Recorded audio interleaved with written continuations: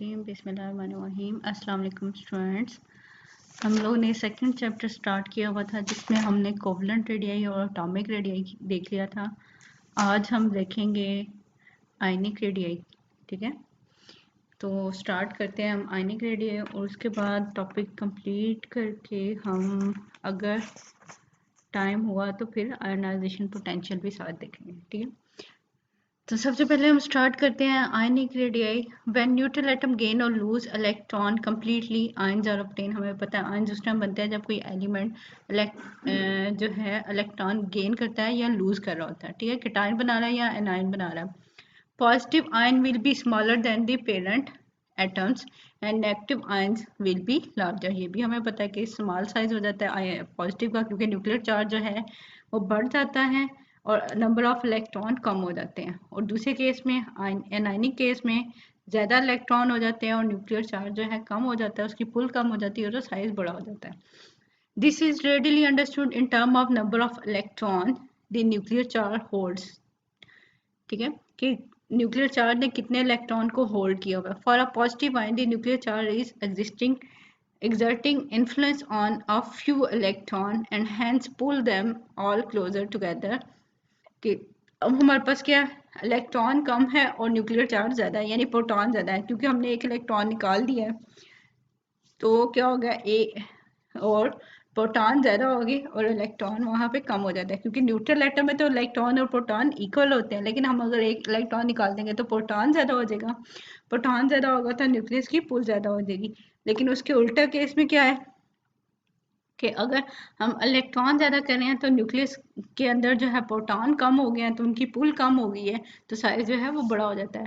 Where as in the case of a negative ion the nuclear charge must act upon more electrons so that each is held less tightly the electron cloud and the electron cloud expand। ठीक है, उसका size जो है हमारे पास बड़ा हो जाता है।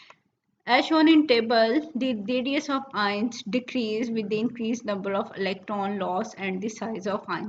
कि जितने ज़्यादा इलेक्ट्रॉन निकलते जाएंगे उतना ही ज़्यादा पॉजिटिव चार्ज इंक्रीज होता जाएगा और जितना पॉजिटिव चार्ज इंक्रीज होगा उतना ही उसका साइज जो है वो डिक्रीज होता जाता है। ठीक है, अब यहाँ पे आपको डिफरेंट एलिमेंट्स की एग्जांपल दी है कि +1 वाले में साइज देखें 60 है। ठीक है, लिथियम से ब्रिलियम में अगर आ रहे हैं तो +2 आ रहा है उसके अंदर। ठीक है, तो 31 हो गया। और बोरॉन में अगर 20 हो जाएगा। कार्बन में आएगा तो कार्बन में 4 इलेक्ट्रॉन निकल रहे हैं। ठीक है, जितने ज़्यादा इलेक्ट्रॉन निकलते जाएंगे उतना न्यूक्लियर चार्ज ज़्यादा होता जाएगा और उतना साइज जो है वो छोटा होता जाएगा। और अगर आप ये देखो कि इलेक्ट्रॉन गेन वाली साइड पे, ठीक है, तो क्या होगा, इलेक्ट्रॉन गेन में जितने इलेक्ट्रॉन ज़्यादा ऐड होंगे तो उतना साइज बड़ा हो जाएगा। यानी ऑक्सीजन -1 में 140 है, सल्फर -2 में 184 है। ठीक है, ये टेबल दिया हुआ, जस्ट आप लोगों ने इसको देख लेना एक दफ़ा, लेकिन ये है कि इतने ज़्यादा एलिमेंट्स आप लोगों से याद नहीं हो सकते। It is not simple to calculate the ionic radii as in the case of covalent radii since like atom do not form the ionic bond with each other। ठीक है, हमें पता है कि कोवलेंट रेडियाई में इलेक्ट्रॉन की sharing होती है, तो वहाँ तो हम कहते हैं कि half of the distance between two identical atoms. ठीक है, लेकिन हमारे पास क्या आयनिक रेडियाई में ऐसा नहीं हो सकता। क्यों? क्योंकि एक तरह के एटम्स, आइडेंटिकल एटम में तो आयनिक बॉन्ड नहीं बनता। आयनिक बॉन्ड तो बनता है कि एक स्पीशी इलेक्ट्रॉन देती है और दूसरी स्पीशी इलेक्ट्रॉन गेन कर रही होती है। The major distance between the nuclei held by ionic bond can not be half to give the desired ionic radii. ठीक है, इसकी एक एग्जांपल देती हूँ। एक साइड पे सोडियम है, दूसरी साइड पे क्लोराइड है। उसके मेजर डिस्टेंस का अगर हाफ करेंगे तो फिर तो सोडियम का आयनिक रेडियस कुछ और है, क्लोरीन का कुछ और है। ठीक है, तो इसलिए हमारे पास ये नहीं होता कि हम आयनिक जो बॉन्ड बने हुआ है उसको हाफ कर दें। उसकी बजाय हम क्या करते हैं, the only way radii can be assign is to determine how closely the center of two atoms or ions actually approach each other in solid substances, and then to assume that such distance is equal or closely related to the sum of radii of the two atom or ions। ठीक है, अब यहाँ पे क्या है कि दो closely combined जो एलिमेंट्स हैं, ठीक है, जो दोनों एलिमेंट्स हमारे पास क्या बना रहे हैं, आयनिक बॉन्ड बना रहे हैं, उनका जो क्लोजली डिस्टेंस होता है ना हमारे पास, हम वो ले लेते हैं। ठीक है, अब उसको अगर हाफ करके देख, रफली हम ये कह सकते हैं कि उसका हाफ है, लेकिन एक्चुअल में ये हाफ नहीं होता ये। ठीक है, even this procedure is ambiguous and many assumption are made to get the desired set of radii. वहां से भी बहुत ज्यादा प्रॉब्लम आती थी, क्योंकि एक एलिमेंट लार्जर होता है और एक एलिमेंट जो क्या होता है स्मॉलर होता है। Pauli calculated the radii of 4 salt, sodium fluoride, calcium, potassium chloride, rubidium bromide, caesium iodide. देखिए एक हेलोजन लिया उसने और एक अल्कली मेटल लिया, लेकिन जहाँ पे स्मॉलर अल्कली मेटल है वहाँ पे स्मॉलर हेलोजन है, जहाँ पे लार्जर अल्कली मेटल है और वहाँ पे लार्जर हेलोजन है। ठीक है, in each of which the cation and anion are isoelectronic and the radius ratio mean cation to anion should be similar in all 4 cases। कि आइसोइलेक्ट्रॉनिक वो स्पीशीज होती है, हमने पहले भी वर्ड पढ़ा था कि जिनके इलेक्ट्रॉन सेम है। ठीक है, सोडियम +1 है तो उसके नॉर्मल में 11 होते हैं, तो उसमें क्या होगा 10 हो गए।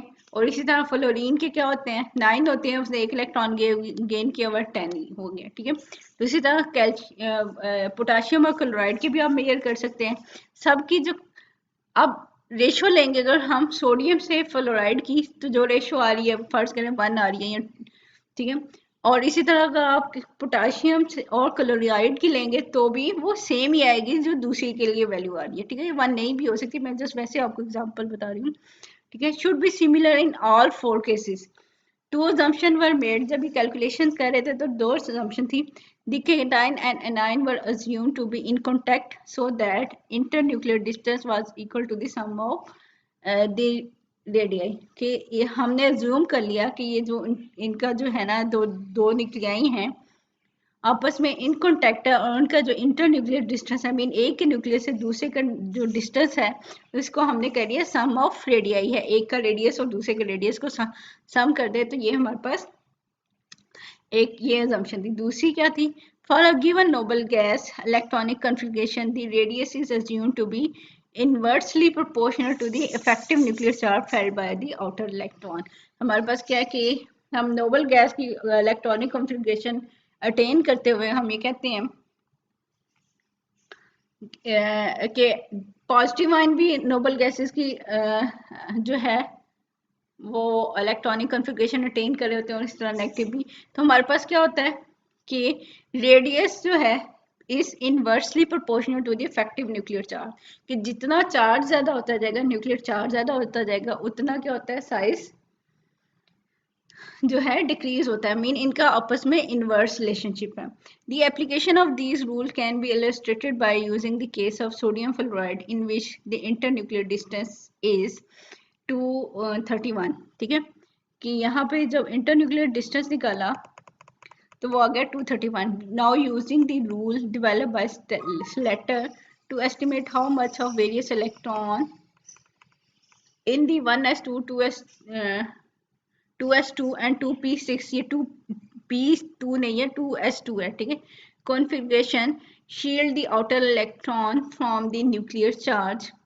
अब यहाँ पे शील्डिंग इफेक्ट निकाला था। ठीक है, शील्डिंग क्या होती है कि आउटर इलेक्ट्रॉन के अंदर वाले जो शेल में इलेक्ट्रॉन होते हैं वो क्या करते हैं, एक शील्ड सी बना देते हैं न्यूक्लियस की चार्ज की गेट। ठीक है, कि न्यूक्लियस का चार्ज बाहर वाले इलेक्ट्रॉन की तरफ ना पहुंच सके। ठीक है, यानी एक हर्डल सी बना देते हैं। अब उसको कैलकुलेट करने के लिए जब 10 इलेक्ट्रॉन थे तो स्लेटर ने एक फैक्टर निकाला। अब ये जो शील्डिंग फैक्टर था उसकी वैल्यू ऑब्टेन हुई हमारे पास 4.15, जिसे शील्डिंग पैरामीटर कहा गया। ठीक है, now using the rule developed by Slater to estimate how much of the various electron in यानी 1s2 2s2 and 2p6 configurations shield the outer electrons from the nuclear charge, we obtain the value 4.15 for the shielding factor. The effective nuclear charge Z felt by the outer electron for sodium with Z is atomic number of sodium। ठीक है, which is 11। अब क्या करेंगे, अब जितना atomic number था उसका 11 है, उसके अंदर से शील्डिंग फैक्टर माइनस कर दें तो क्या बना, इसकी वैल्यू आ गई हमारे पास 6.85। इसी तरह फ्लोरीन है जिसमें फ्लोराइड है जिसमें भी 10 इलेक्ट्रॉन है, तो शील्डिंग फैक्टर को माइनस कर दें उसके अंदर से तो वैल्यू क्या आ गई हमारे पास 4.85। According to the rule B, the radius ratio must be inversely proportional to these number। ये जो शील्डिंग पैरामीटर है यानी इफेक्टिव न्यूक्लियर चार्ज हमने निकाल लिया कि शील्डिंग पैरामीटर निकाल दिया, न्यूक्लियर चार्ज हम मेजर कर रहे थे तो टोटल जो उसका न्यूक्लियस है यानी एटॉमिक नंबर है उसके अंदर से हमने शील्डिंग पैरामीटर निकाल दिया। तो अब हम ये न्यूक्लियर चार्ज नहीं कह रहे, ये इफेक्टिव न्यूक्लियर चार्ज कह रहे हैं क्योंकि हमने एग्जैक्टली हम कैलकुलेट करें कि कितना इलेक्ट्रॉन फील कर रहे हैं। ठीक है, तो अब ये क्या था कि ये इफेक्टिव न्यूक्लियर चार्ज और रेशियो का इनवर्स रिलेशनशिप था हमारे पास। तो अब हम इस इनवर्स रिलेशनशिप लिखेंगे। अब ये यहाँ पे आपको जो है ये radius of sodium ions divided है, ये जो लाइन लगी हुई है ना ये फाई की है, ये फाई नहीं है ये बल्कि यहाँ पे लाइन आनी है, divided by radius of fluoride is equal to, अब इनवर्स में आना है इसने। ठीक है, तो पहले आएगा हमारे पास 4.84 divided by 6.85 which is equal to 0.71. Solving this and the previous equation for the sum of the radii we get, ठीक है, यहाँ से ये रेशियो निकाल ली और वैल्यू को फाइंड आउट किया गया दो इक्वेशंस को यूज करके। तो इस उन्होंने सोडियम का और फ्लोराइड का जो है ना रेडियस निकाला है जो कि 95 पिकोमीटर है और 136 पिकोमीटर है। The radii for number of important ions given by this procedure are given in table के टेबल के अंदर भी बहुत सारे 2.6 टेबल है हमारे पास। ठीक है, एक मिनट, 2.6 टेबल के अंदर रेडियस भी दिया हुआ है। Among the 5 species, sodium, magnesium, neon, sodium plus ion, magnesium plus, the sodium atom is larger than magnesium। हमें पता है कि लेफ्ट टू राइट जो है साइज डिक्रीज हो रहा है तो सोडियम लेफ्ट पे है तो सबसे ज्यादा इसका। the ionic radii are smaller than the atomic radii, ये भी हमें पता है because of the removal of electron and resulting in the reduction in the size of ions। अगर आपको कंपैरिजन में कहा जा रहा है कि यहाँ पे सोडियम प्लस है, मैग्नीशियम प्लस 2 है, नियोन, अब इनमें सब के अंदर इलेक्ट्रॉन कितने हैं, 10। ठीक है, एक इलेक्ट्रॉन उधर से निकलेगा, दो मैग्नीशियम से निकलेंगे और नियोन तो ऑलरेडी 10 है। ठीक है, are said to be isoelectronic because they have same number of electron with the identical configuration। इनकी यहाँ पे सेम है electronic configuration, 1s2 2s2 2p6 है। ये 3 लिखा हुआ है यहाँ पे, इसको करेक्ट कर लीजिएगा। Neon has nuclear charge of 10 और न्यूक्लियर चार्ज भी 10 है, इसके इलेक्ट्रॉन भी 10 है। सोडियम प्लस में क्या है, न्यूक्लियर चार्ज ऑफ 11 और इसमें जो है इलेक्ट्रॉन कितने हैं, 10। ठीक है, तो सोडियम का साइज, सोडियम प्लस का साइज जो है नियोन से स्मॉलर होगा। सोडियम प्लस है smaller ionic radius due to the attraction between 11 nuclear charge on the same number of electron, यानी इलेक्ट्रॉन 10 है और न्यूक्लियर चार्ज जो है 11 है, plus 11। As the attraction between plus 11 nuclear charge on to the same number of electron mean 10 as compared to that of neon, तो यहाँ पे क्या है, इसका साइज छोटा है। इसी तरह हमारे पास मैग्नीशियम में, मैग्नीशियम का साइज और ज़्यादा स्मॉलर है क्योंकि इसमें न्यूक्लियर चार्ज तो 12 का है और इलेक्ट्रॉन कितने हैं, 10। ठीक है, जिस जो डोमिनेंट है उसका इफेक्ट ज़्यादा होगा, तो न्यूक्लियर चार्ज का इफेक्ट ज़्यादा है, इसलिए स्मॉलर साइज होगा सोडियम से भी। Similarly magnesium plus 2 is still smaller because it has nuclear charge of plus 12। When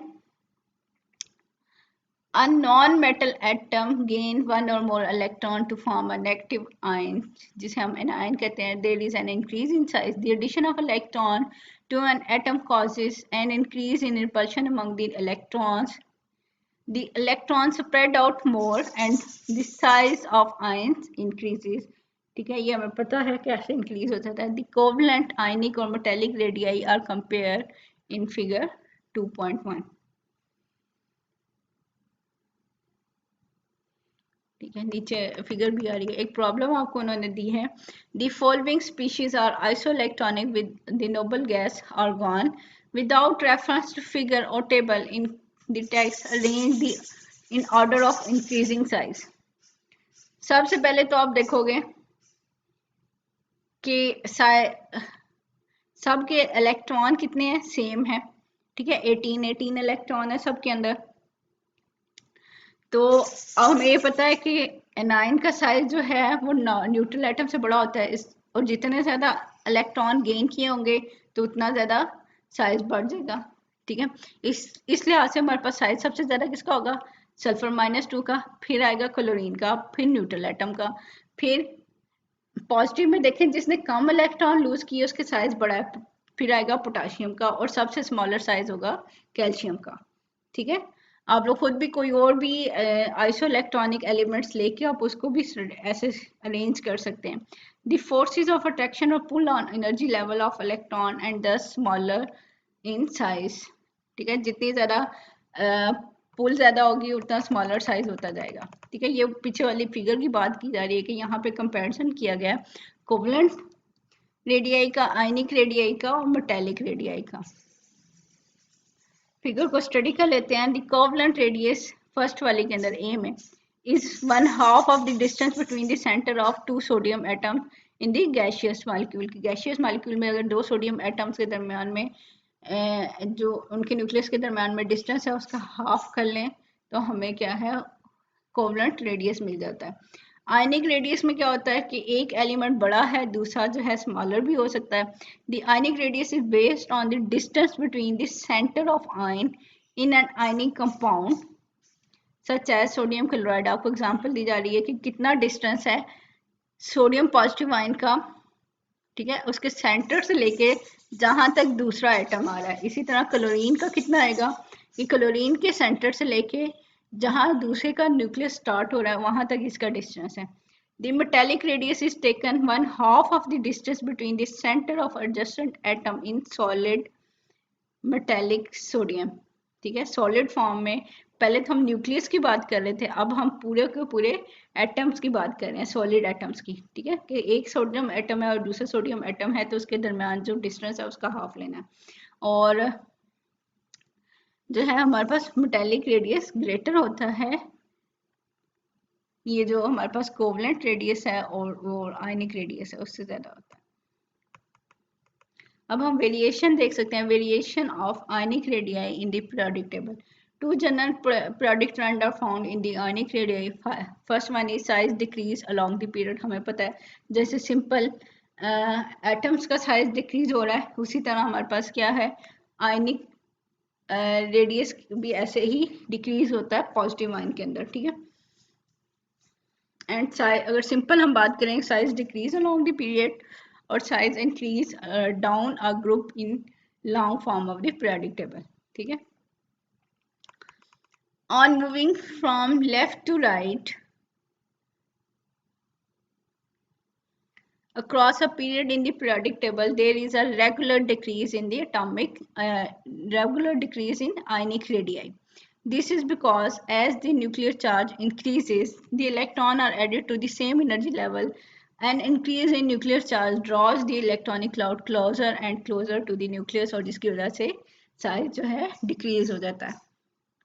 The rate of decrease in size becomes smaller as the atom become heavier। कि जितना हमारे पास atom heavier होता जाएगा उतना size जो है डिक्रीज जो है वो स्मॉलर है।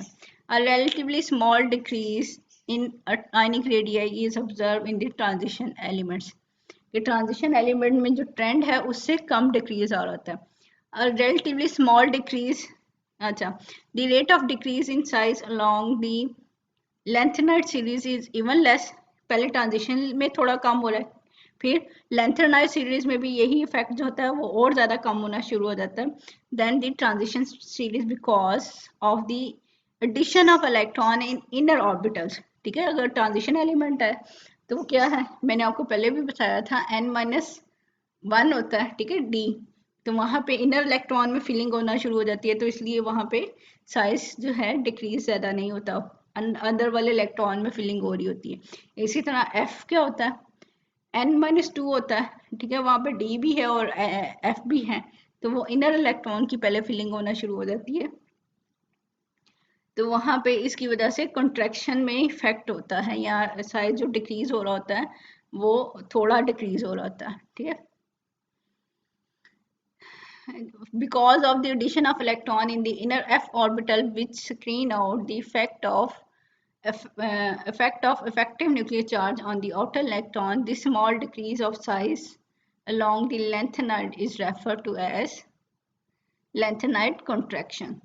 ठीक है, कि लैंथेनाइड्स के अंदर या एक्टिनाइड्स के अंदर ये इसको हम इनर इलेक्ट्रॉन की फिलिंग होना शुरू हो जाती है, तो वो शील्डिंग प्रोड्यूस करते हैं, तो जितना साइज को डिक्रीज होना चाहिए था वो उतना डिक्रीज नहीं होता, बल्कि उससे कम जो है वो डिक्रीज हो रहा होता है।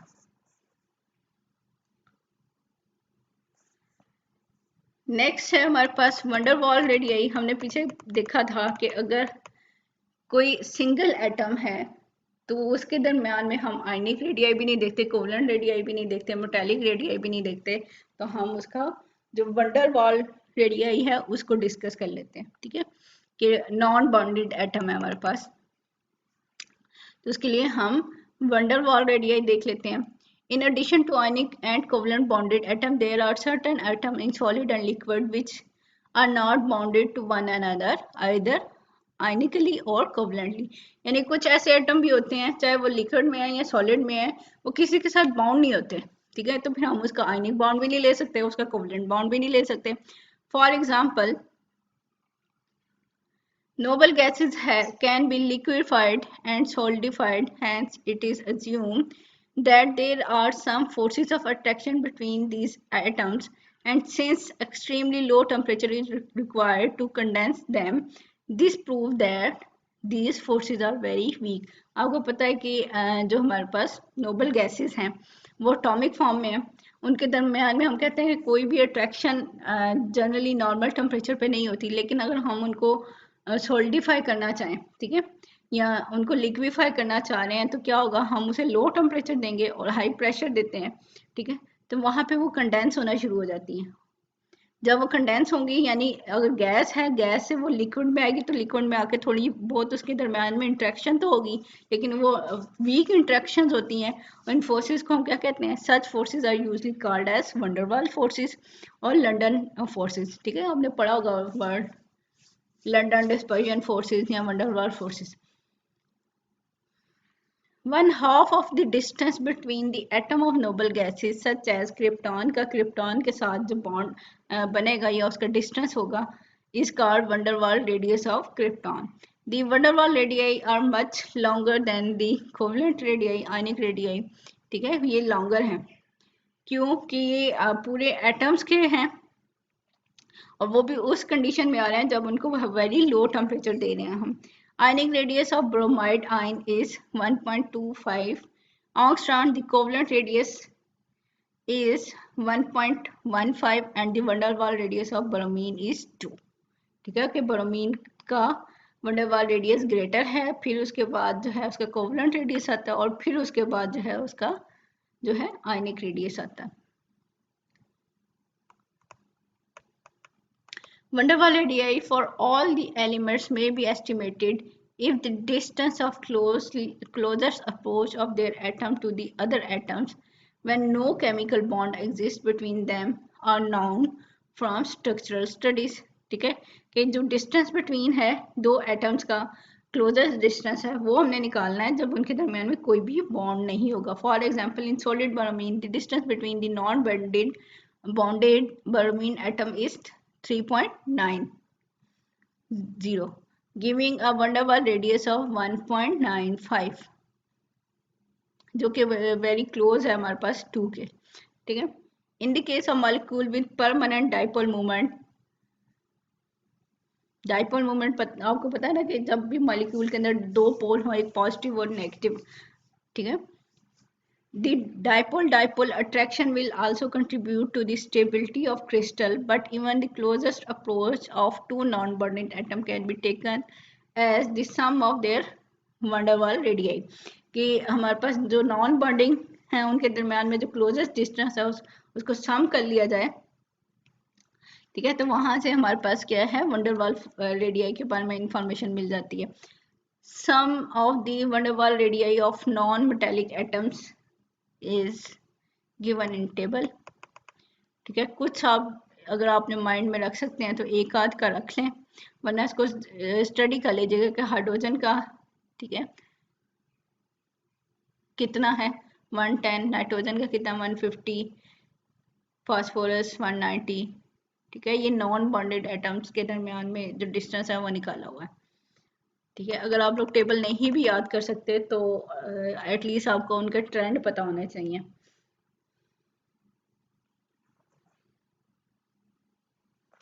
अच्छा जी, नेक्स्ट है हमारे पास आयनाइजेशन पोटेंशियल और आयनाइजेशन एनर्जी। पहले भी आपने स्टडी किया हुआ है कि किसी भी गैशियस आइटम से, गैशियस स्टेट के अंदर से, या सिंपली जो ग्राउंड स्टेट होती है हमारे पास, वहां से अगर एक इलेक्ट्रॉन को रिमूव करना है तो जितनी एनर्जी चाहिए होती है वो हमारे पास आयनाइजेशन पोटेंशियल कहलाती है, ठीक है। अगर एक इलेक्ट्रॉन निकालेंगे तो थोड़ी एनर्जी देनी पड़ेगी, अगर दो निकालेंगे तो ज्यादा देनी पड़ेगी, 3 निकालेंगे तो और ज्यादा देनी पड़ेगी, ठीक है। तो यही है हमारे पास आयनाइजेशन पोटेंशियल और आयनाइजेशन एनर्जी आई से रिप्रेजेंट किया जा रहा है। Ionization potential is one of the few fundamental properties which can be measured directly. Atom can lose electron, हमें पता है मेटल्स की टेंडेंसी होती है वो इलेक्ट्रॉन को लूज करती हैं। They must absorb energy to bound, ठीक है। इलेक्ट्रॉन निकालने के लिए एनर्जी देनी पड़ती है, और अगर हमने उसको बाउंड करना है तो वो उनको एनर्जी रिलीज भी हो सकती है या एब्जॉर्ब भी हो सकती है, डिपेंड करता है हमारे पास कि एटम किस तरह का है, ठीक है। The energy that the gaseous atom must absorb in order to separate most loosely held electron from atom is called ionization energy और ionization potential। कि कोई भी एटम गैसियस स्टेट में है तो वो अपना जो सबसे आउटर मोस्ट शेल वाले इलेक्ट्रॉन हैं उनको निकालने के लिए जो एनर्जी एब्जॉर्ब करेगा वो आयनाइजेशन पोटेंशियल या आयनाइजेशन एनर्जी होती है। अच्छा, एक चीज़ है कि ये हम गैसियस एटम क्यों लेते हैं, देखिए आयनिक या कोवलेंट, आयनिक या लिक्विड या सॉलिड में क्या होता है, एक एटम दूसरे एटम के ऊपर इन्फ्लुएंस कर रहा होता है, कोई ना कोई अट्रैक्शन होती है, रिपल्शन होती है। तो इसकी बजाय हम गैसियस एटम इसलिए ले रहे हैं स्टडी के लिए कि वो एक आइसोलेटेड एटम है, ठीक है, और उसके ऊपर जो दूसरे एटम्स का इन्फ्लुएंस है वो नहीं होगा। तो सिर्फ एक ही एटम की एनर्जी जो है हम डिटरमिन करेंगे, ठीक है। The ionization potential of an element is defined as the minimum energy required to remove an electron from its isolated atom। Isolated atom की मैंने अभी आपको बता दिया इन gaseous state when at ground level, कि normal जो उसका ground level है, ठीक है, जिसमें न्यूट्रल है मॉलिक्यूल या एटम, तो वहां से जो है इलेक्ट्रॉन निकालने के लिए जितनी एनर्जी रिक्वायर्ड होती है वो आयनाइजेशन पोटेंशियल होती है। अब यहाँ पर एग्जांपल दी जा रही है हाइड्रोजन की, ठीक है। Half molecule of hydrogen mean एक हाइड्रोजन एटम है, उसके अंदर से एक इलेक्ट्रॉन निकाल रहे हैं और रिमेनिंग क्या होगा, हाइड्रोजन आयंस बन जाएंगे, और डेल्टा एच हमारे पास क्या है, जितनी एनर्जी रिक्वायर्ड होगी। The ionization potential is express in electron volt per atom और इन किलो कैलोरीज पर मोल और किलो जूल पर मोल। हम वैल्यूज को कन्वर्ट कर सकते हैं किसी भी यूनिट के अंदर। The symbol I1 stands for first ionization potential if second electron is rejected from singly positive ion। अब हमारे पास क्या है कि अब पॉजिटिव आयन बन गया अगर, तो उसके अंदर से हमने इलेक्ट्रॉन निकालना है। देखिए पॉजिटिव आयन बना तो न्यूक्लियर चार्ज ज्यादा हो गया, अब जिसकी पहले ही न्यूक्लियर चार्ज ज्यादा उसके अंदर से इलेक्ट्रॉन निकालना हमारे पास क्या होगा, मुश्किल होता है। तो इसलिए हमें ज्यादा एनर्जी देनी पड़ती है, पहले जितनी एनर्जी दी होती है एक इलेक्ट्रॉन निकालने के लिए, लेकिन अब दूसरा इलेक्ट्रॉन निकालना है तो हमें ज्यादा एनर्जी देनी पड़ती है। If second electron is rejected from the singly positive ion it is known as second ionization energy, और इसको I2 से रिप्रेजेंट करते हैं। एग्जांपल आपको मैग्नीशियम की दी जा रही है, मैग्नीशियम गैसियस स्टेट में है, एक इलेक्ट्रॉन रिमूव कर रहे हैं तो एनर्जी हमें कितनी देनी पड़ी, 738 किलो जूल पर मोल। और मैग्नीशियम पॉजिटिव आयन के अंदर से एक इलेक्ट्रॉन और निकालें तो ये मैग्नीशियम 2+ बन जाएगा और एक इलेक्ट्रॉन और निकल जाएगा। तो इसकी सेकेंड आयनाइजेशन एनर्जी की वैल्यू कितनी है, 1451, यानी पहले 700 थी अब 1400 हो गई है।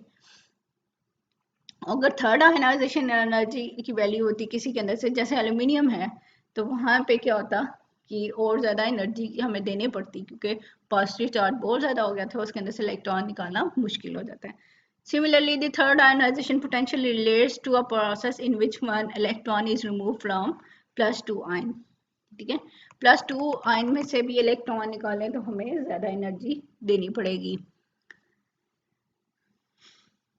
The ionization potential depend upon the following factor. First one is magnitude of nuclear charge, के न्यूक्लियर चार्ज कितना है, जितना न्यूक्लियर चार्ज ज़्यादा होगा उतनी हमें ज़्यादा एनर्जी देनी पड़ेगी। दूसरी बात क्या हो सकती है, the distance of outer most electron from the nucleus, the atomic radius, कि जितना ज़्यादा आउटर मोस्ट इलेक्ट्रॉन का न्यूक्लियस से डिस्टेंस ज़्यादा होगा तो न्यूक्लियस की पुल उतनी कम होगी, इतना हमें इजीली इलेक्ट्रॉन निकाल सकते हैं। जब इजीली इलेक्ट्रॉन निकालेंगे तो हमें कम एनर्जी देनी पड़ेगी। ठीक है, थर्ड फैक्टर हमारे पास shielding effect of underlying shell of electron, कि जितना शील्डिंग इफेक्ट ज़्यादा होगा इलेक्ट्रॉन जो है उसकी पुल, न्यूक्लियस की पुल जो है इलेक्ट्रॉन पे कम होगी और हम इतना इजीली इलेक्ट्रॉन निकाल सकते हैं और आयनाइजेशन पोटेंशियल की वैल्यू उतनी कम होगी।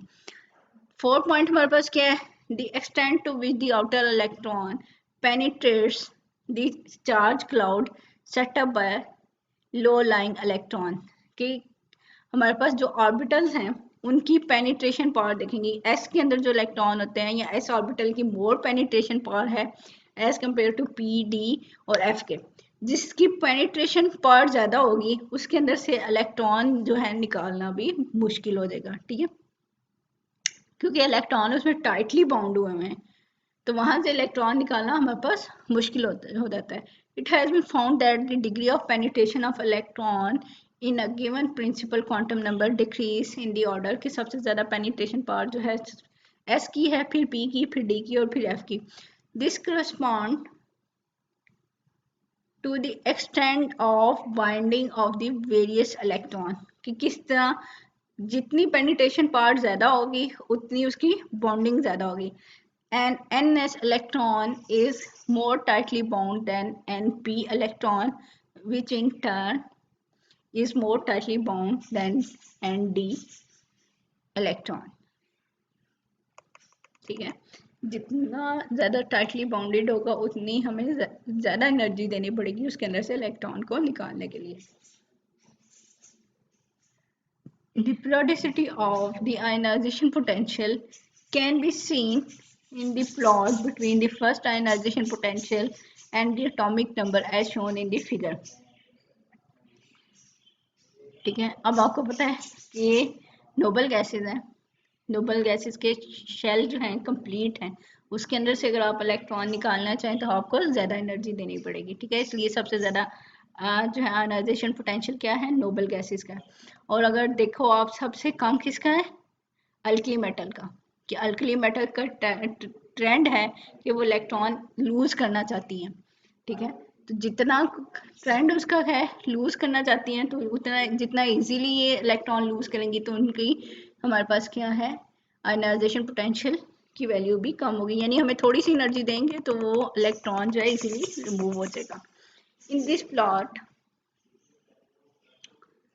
के हमारे पास in this plot the minima occupied by 1a element mean alkali matter on the curve का जो minimum है वो हमारे पास alkali matter का है।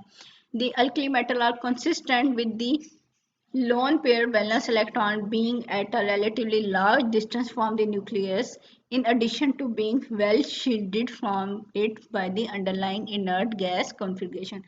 हमने देखा था कि इनके अंदर क्या होता है कि एस में आउटर मोस्ट शेल के अंदर एक इलेक्ट्रॉन होता है, लोन पेयर इलेक्ट्रॉन, ये सिंपली आप कहते हैं कि एक इलेक्ट्रॉन है, उसके नीचे वाला शेल जो है वो कंप्लीट है और उस अल्कली मेटल से पीछे अगर हम जाएं तो क्या है, नोबल गैसेस हैं। नोबल गैसेस की कॉन्फ़िगरेशन कंप्लीट है। जैसे सोडियम से पहले क्या है, नियॉन, और पोटाशियम से पहले क्या है, क्रिप्टॉन। ठीक है, इसी तरह आगे जो है वो होगा। मीन के नीचे वाले शेल जो है वो शील्डिंग कर रहे हैं, तो न्यूक्लियस का डिस्टेंस जो है न्यूक्लियस और आउटरमोस्ट जो शेल है उसके दरमियान में ज़्यादा हो गया, तो आउटरमोस्ट इलेक्ट्रॉन को जो हम इजीली निकाल सकते हैं।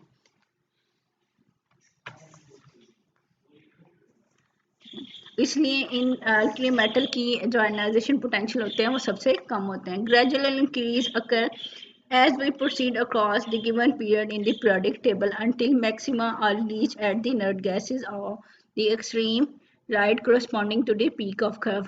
कि हमारे पास क्या, जैसे जैसे हम लेफ्ट से राइट जा रहे होते हैं, आयनाइजेशन पोटेंशियल इंक्रीज होता जाता है। जितना साइज छोटा हो रहा है, ठीक है, उस छोटे साइज के अंदर से इलेक्ट्रॉन निकालना मुश्किल होता जाता है, और अनटिल हमारे पास इनर्ट गैस कॉन्फ़िगरेशन आ जाती है जिसमें शेल कंप्लीट है, तो वहां से इलेक्ट्रॉन निकालना और मुश्किल हो जाता है, इसलिए उसकी वैल्यू ज़्यादा है। The minor irregularities which appear in the general trend are associated with the stability of filled, half filled और empty orbital। जब भी हमारे पास हाफ फील्ड ऑर्बिटल आ जाएगा या फील्ड आ जाएगा या एम्प्टी होगा कोई, यानी है वो नहीं है, ठीक है, एम्प्टी है या हाफ फील्ड है या फील्ड है, तो वहां पे ज्यादा स्टेबल होता है। जब स्टेबल होगा तो वहां से इलेक्ट्रॉन को निकालना हमारे लिए मुश्किल हो जाता है। A very little change in the ionization potential is noticed across a given transition series। ठीक, आपको बस ये एक चीज याद रख लें कि ट्रांजिशन सीरीज और एफ ब्लॉक एलिमेंट्स के अंदर थोड़े से ट्रेंड डिफरेंट भी हो सकते हैं, क्योंकि वहां पे इनर शेल की फिलिंग होती है, वहां पे ट्रेंड डिफरेंट है, थोड़ा बहुत चेंज आ सकता है। This may be attributed to due to the increase nuclear charge which is offset by increased screening by the additional electron entering the low lying d orbitals। ठीक है, तो वहां पे आयनाइजेशन पोटेंशियल के अंदर चेंज भी आ सकता है। द पीक विच अकर, अब यहाँ पे मेरा ख्याल है इन्होंने, अच्छा यहाँ नहीं दी हुई, अच्छा हमारे पास क्या है, the peak which occur at zinc cadmium and mercury. मैं आपको उसमें दिखाती हूँ, हाँ ये इधर पीछे है, पीछे वाले ग्राफ की बात हो रही है। अब जिंक, कैडमियम और मर्करी को देखें, इसमें थोड़ा सा इंक्रीज आ रहा है, और डिक्रीज वो किस में कह रहा है, गैलियम, इंडियम और टिलोरियम। ठीक है, इसमें डिक्रीज आ रहा है, तो ये क्यों आ रहा होगा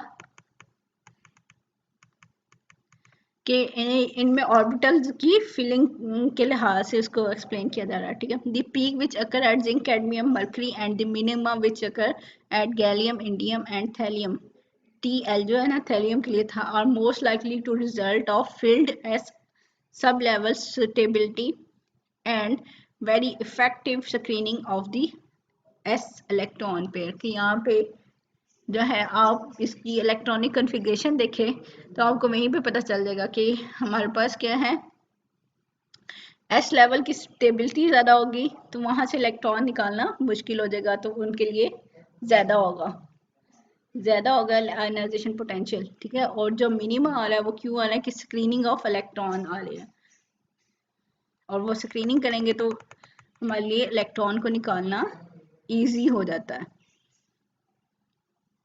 अच्छा, in the periodic table the ionization potential decrease across the group and this decrease is rapid up to fourth period, less up to sixth and slide from 6 to 7 period.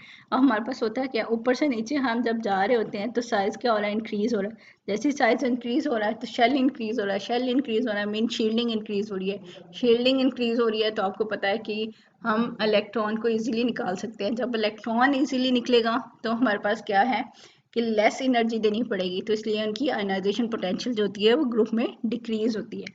और ज़्यादा डिक्रीज कहाँ है, पहले दूसरे तीसरे और चौथे तक, उसके बाद स्लाइड आ रही है, उसके बाद और ज़्यादा कम हो जाता है। क्यों, वही बात कि हमारे पास डी ब्लॉक एलिमेंट्स आ गया, डे, ठीक है, डी ऑर्बिटल आ गया और एफ ऑर्बिटल आ जाते हैं। Effect from first to fourth period is due to effect of additional shell which overweigh the attraction due to increase in positive charge on the nucleus. जब shell increase हो गया तो charge का effect इतना ज़्यादा नहीं हुआ, लेकिन स्क्रीनिंग जो है वो ज़्यादा होगी, तो इसलिए रैपिडली ऊपर से नीचे आएंगे तो साइज डिक्रीज होगा. From 4 to 6 period in each step 18 proton are added up and attractive influences increase, कि जैसे इलेक्ट्रॉन इंक्रीज हो रहे हैं तो हमारे पास क्या प्रोटॉन भी इंक्रीज हो रहे हैं और उसका इफेक्ट भी इंक्रीज हो रहा है, और साथ साथ हमारे पास क्या है इनर इलेक्ट्रॉन डी वाले ऑर्बिटल्स के इलेक्ट्रॉन्स वगैरह भी हैं. The lower ionization potential the more metallic is the element. ठीक है, मीन उसका मेटेलिक करेक्टर उतना ही ज़्यादा होगा. सिंपल आप एग्जांपल ले लें अल्कली मेटल की, कि ऊपर से नीचे हमारे पास क्या आयनाइजेशन पोटेंशियल डिक्रीज हो रहा है, और इसीलिए हम कहते हैं कि ऊपर वाली मेटल जो हैं अल्कली मेटल लेस मेटेलिक हैं और नीचे वाली मेटल जो हैं ज़्यादा मेटेलिक हैं. मेटल की टेंडेंसी क्या होती है, वो इलेक्ट्रॉन लूज करती है. एग्जाम्पल दी गई है आपको lithium, sodium, potassium, rubidium, caesium की. ठीक है, वैल्यू क्या है, ऊपर से नीचे डिक्रीज हो रही है, चाहे इसको इलेक्ट्रॉन वोल्ट पर एटम में ले लें या किलो जूल पर मोल में ले लें. तो अब वैल्यू डिक्रीज हो रही है, सीजियम की सबसे कम है, तो इसलिए हम कहते हैं सीजियम सबसे ज़्यादा मेटालिक करैक्टर रखती है. The ionization potential increase from left to right when we move along a period. हम लेफ्ट से राइट में ये जो है पीरियड में इंक्रीज होती है क्योंकि साइज डिक्रीज हो रहा है.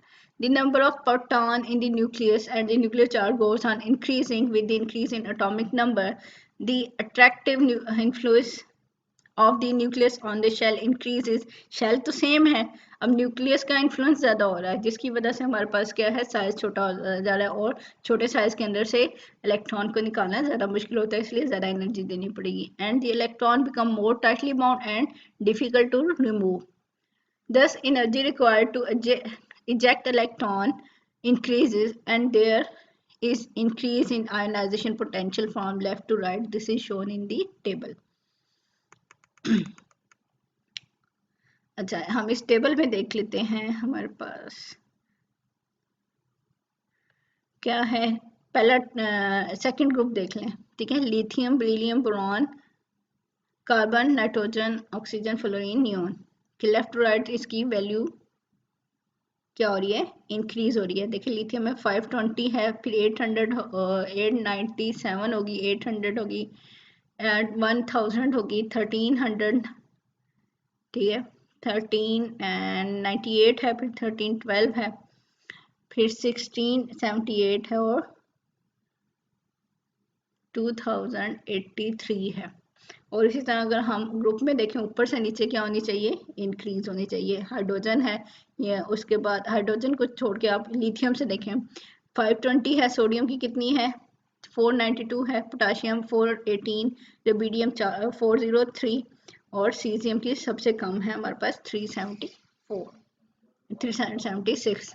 तो हमारे पास क्या है, आयनाइजेशन पोटेंशियल एक ग्रुप में ऊपर से नीचे डिक्रीज होती है क्योंकि साइज इंक्रीज होता है, शेल इंक्रीज हो रहा होता है, और पीरियड में लेफ्ट टू राइट जो है वो इंक्रीज होती है. क्यों कि न्यूक्लियर चार्ज ज़्यादा होता है, शेल सेम रहता है इसके अंदर, और जिसकी वजह से हमें कम ज़्यादा एनर्जी देनी पड़ती है इलेक्ट्रॉन को रिमूव करने के लिए. तो स्टूडेंट ये जो था आज का लेक्चर, आप लोगों ने अच्छे तरीके से इसको प्रिपेयर कर लेना है और कुछ वैल्यूज़ को भी याद कर लेना है जितनी आपसे हो सकती हैं. ठीक है, एक एक दो दो वैल्यू तो आप लोगों को आनी चाहिए, या एटलीस्ट ट्रेंड ही आना चाहिए कि कैसे इंक्रीज और कैसे डिक्रीज हो रहा है.